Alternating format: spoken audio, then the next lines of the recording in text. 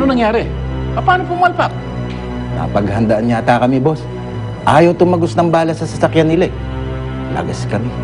May baka pang mga pulis. May nabuhay ba sa mga kasama mo? Tumba lahat. Dapat lang. Dahil ako naman ang malilintikan kung merong kumanta sa kanila. Sige, umalis ka na.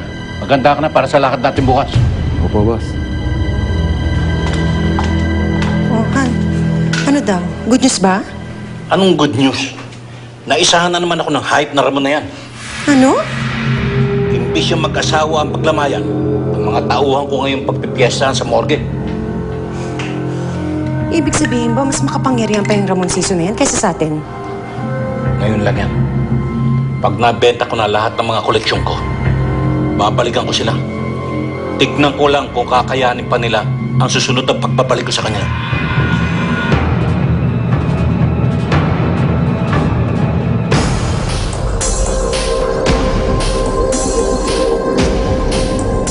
Paano mo nalaman na sila si Gismundo may gawa nito?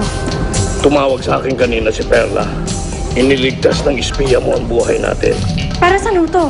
Utang namin ni Ramon ng aming buhay sa'yo. Pinatunayan mo mapagkakatiwalaan ka nga talaga. May nahuli. Doon sa isa sa mga umampo sa ating kagabi.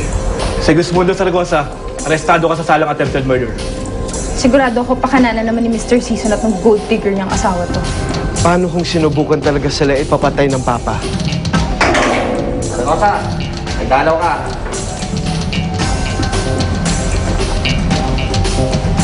Talagang nakukuha mo pang makatulog dyan. Mukhang kulang pang regalo sa'yo ni Ramon. Eden? Ako nga, wala na.